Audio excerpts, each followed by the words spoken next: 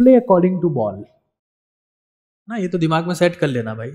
अगर तुक्का सीखने यहां तक आए हो तो यहां से चले जाओ। मोमेंटम सब कुछ है, ये सेम ये सेम ये सेम ये सेम। फिजिक्स में 3 स्टेप से ज्यादा चली गई है तो आप गलत कर रहे हो, मैथ्स में 5 स्टेप क्रॉस कर गई तो आप गलत कर रहे हो, है ना। Paper must be in the multiple rounds.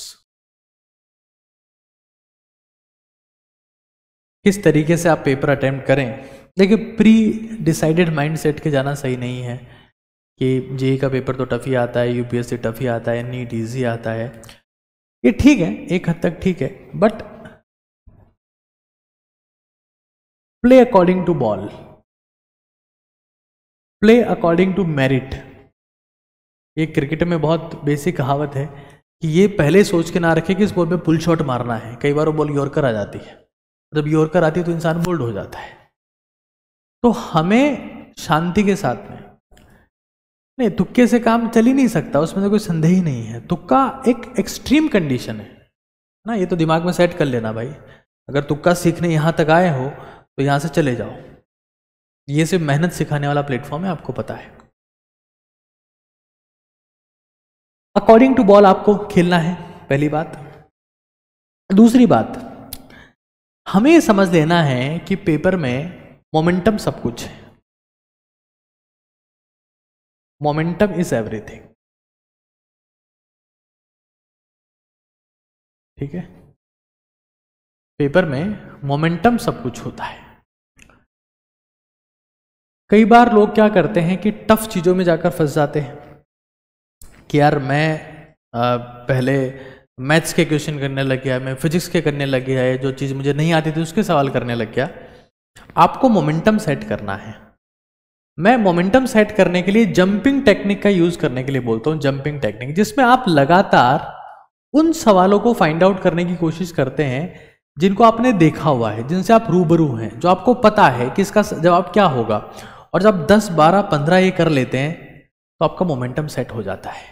आपने क्रिकेट में किसी बैट्समैन को बैटिंग करते हुए देखा होगा, अगर वो पहली 2 गेंदों पर, 3 गेंदों पर, 4 गेंदों पर चौका मार देता है तो उसका मोमेंटम सेट। लेकिन अगर उसको पहली बॉल बाउंसर पड़ती है, दूसरी यॉर्कर आती है, तीसरी उसके यहाँ लगती है, तो फिर उसका मोमेंटम सेट नहीं हो पाता। वो चाहकर भी खुद का टैलेंट वहां दिखा नहीं पाता और वो आउट हो जाता है। तो बहुत बार आपकी पेपर में क्या बेस्ट परफॉर्मेंस आएगी इस बात पे डिपेंड करती है कि आपने खुद का मोमेंटम कैसा सेट किया। इजी क्वेश्चंस की तरफ जाओ। कौन से इजी क्वेश्चंस होते हैं? सबसे आसान क्वेश्चन कौन से होते हैं? Match the columns. अभी मैं आपको एक मैच द कॉलम का एग्जांपल देके बताऊंगा। और कौन से होते हैं? डायग्राम्स वाले सवाल बहुत आसान होते हैं। और कौन से होते हैं? पैराग्राफ वाले सवाल बहुत आसान होते हैं। डायग्राम और पैराग्राफ, तो पैराग्राफ वाले जेई में आते हैं जिसमें पूरी डिटेल पहले से दी होती है। ग्राफ या पैराग्राफ बोल सकते हैं। पूरी डिटेल पहले से दी होती है, सब कुछ लिखा होता है और फिर आपको उसमें से आंसर छांटना होता है। तो जैसे ये एक सवाल मैं आपको दे रहा हूं, आप लोग के सामने देखो एक बार। इसमें आपको सवाल को देखना भी नहीं है। जैसे ये हमारी बुक है एनसीईआरटी वर्ड टू वर्ड, और इसका मैंने एक सवाल लिया। ये इंडिया की बेस्ट बुक मानी जाती है नीट एग्जाम की प्रिपरेशन के लिए, बायोलॉजी के लिए। एक सवाल है, मुझे नहीं पता ये बायोलॉजी का है, आई डोंट नो, ठीक है। मैं सिर्फ ऑप्शन देखता हूं, ए में फिफ्थ, ए में फिफ्थ हटा दो, बी में थर्ड, बी में सेकंड, सी में सेकंड, सी में थर्ड, डी में फोर्थ, डी में फोर्थ, ई में फर्स्ट, ई में फर्स्ट। कहाँ से डिफरेंशिएट कर सकता हूँ मैं? ये सेम है, ये सेम है, ये सेम है, यहाँ पर ये सेम है, बाकी दो हटा दिए मैंने।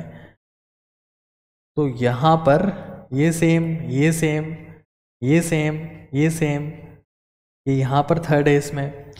तो आप इसमें कहाँ तुक्का मारना चाहोगे? इसमें आपको ऑप्शन देखने नहीं है, मतलब यहां फोकस नहीं करना है। आपने सिर्फ ये देखे कि भाई किसको पर एलिमिनेट कर सकते हैं, किसको हटा सकते हैं। आप यहां से बढ़े, आपने देखा ए में फिफ्थ, ए में फिफ्थ, मतलब कॉमन लग रहा है।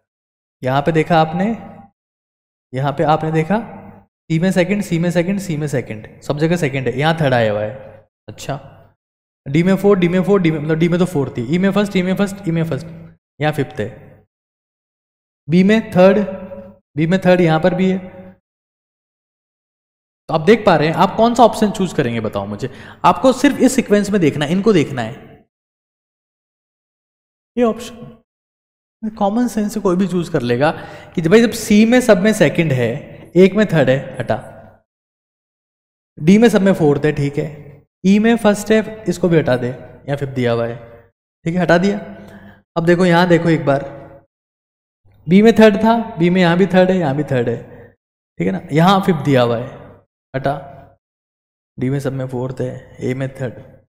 तो मैं जो सबसे करेक्ट ऑप्शन आता है ना, वो मेरे पास ए आता है, सबसे इजी होता है, ठीक है ना, ये बहुत इजी होता है। और फिर आप जो है वो ग्राफ वाले क्वेश्चन देख सकते हैं,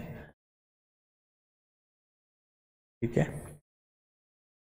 तो ये हम लोग एक बार आपको कि जब तक आप मोमेंटम सेट नहीं करेंगे ना, आप हमेशा पेपर में बेकार करते आएंगे। और आप ये सोच के जाते हैं कि नहीं यार पेपर बहुत टफ आएगा, पता नहीं क्या होगा क्या नहीं होगा। रिलैक्स होकर उन 15, 20, 25 सवालों को करें जिनमें आपको महारत है, जो आपको पहले से आते हैं, और कुछ सेकंड थॉट आपको रखना नहीं है, ठीक है ना। एक चीज का ध्यान रखें, अगर आप पेपर में आपको फीलिंग आ रही है कि आप आर्यभट्ट बन चुके हैं, आपकी मैथ्स बहुत खतरनाक हो चुकी है और आप बहुत बड़ी कैलकुलेशन कर रहे हैं, बिग कैलकुलेशंस, किसी भी कंपटीशन एग्जाम में बिग कैलकुलेशंस नहीं होती है। क्वेश्चन कभी भी लेंदी नहीं होते हैं, वो ट्रिकी होते हैं। कैलकुलेशन कभी 3, 4, 5 स्टेप से ज्यादा चली गई है ना। फिजिक्स में 3 स्टेप से ज्यादा चली गई है तो आप गलत कर रहे हो, मैथ्स में 5 स्टेप क्रॉस कर गई तो आप गलत कर रहे हो, ठीक है। हमारे स्टेप्स लिमिटेड होना मस्ट है। अगर स्टेप्स कुछ ऐसे आप ले रहे हैं कि भाई चलती जा रही है कैलकुलेशन, चलती जा रही है, खत्म ही नहीं हो रही है, खत्म नहीं हो रही, चलती जा रही है, आप गलत ही कर रहे हैं, मेरी गारंटी है, गलत ही कर रहे हैं आप, 1% संदेह नहीं है उसमें, ठीक है ना। तो बिग कैलकुलेशंस को अवॉइड करें। क्वेश्चंस हमेशा ट्रिकी होते हैं, लेंदी नहीं होते हैं। एक बहुत इंपॉर्टेंट चीज मैं आपको बता देता हूं, रफ वर्क साफ सुथरा होना चाहिए, रफ वर्क साफ सुथरा। कई लोग क्या करते हैं कि रफ वर्क इतना गंदा करते हैं, इन केस अगर उनकी कैलकुलेशन गलत हो गई है तो वापस जाकर कभी चेक भी नहीं कर पाते। कई लोगों को लगता है कि रफ वर्क गंदा करने से या उसमें घास काटने से समय बचता है, तो आपकी बहुत बड़ी गलतफहमी है। रफ वर्क जब भी करें, क्वेश्चन नंबर 35 का रफ वर्क कर रहा हूं, क्वेश्चन नंबर लिखें उसके सामने और नीट एंड क्लीन करें, उससे वो फास्ट होगा और रीचेकिंग में आपको सहूलियत होगी। एक और चीज ध्यान रखें, जब पेपर आप सॉल्व कर रहे हैं तो पेपर मल्टीपल राउंड्स में होना चाहिए। सिंगल राउंड में किया हुआ पेपर कभी आपको हेल्प नहीं करने वाला, है ना। Paper must be in the multiple rounds, multiple rounds, क्योंकि मल्टीपल राउंड से आप खुद के सबकॉन्शियस माइंड को एक्टिवेट कर सकते हैं, जो आपके ब्रेन का रियल पार्ट है। दिमाग के ऊपर मैंने एक पूरा सेशन बनाया है, आप वो जाके देख सकते हैं और समझ सकते हैं कि हमारा कॉन्शियस माइंड क्या है और सबकॉन्शियस माइंड क्या है, ठीक है। तो ये नीट एंड क्लीन होना चाहिए, मल्टीपल राउंड्स में होना चाहिए, जिससे आप अपने सबकॉन्शियस माइंड का इस्तेमाल कर सकते हैं।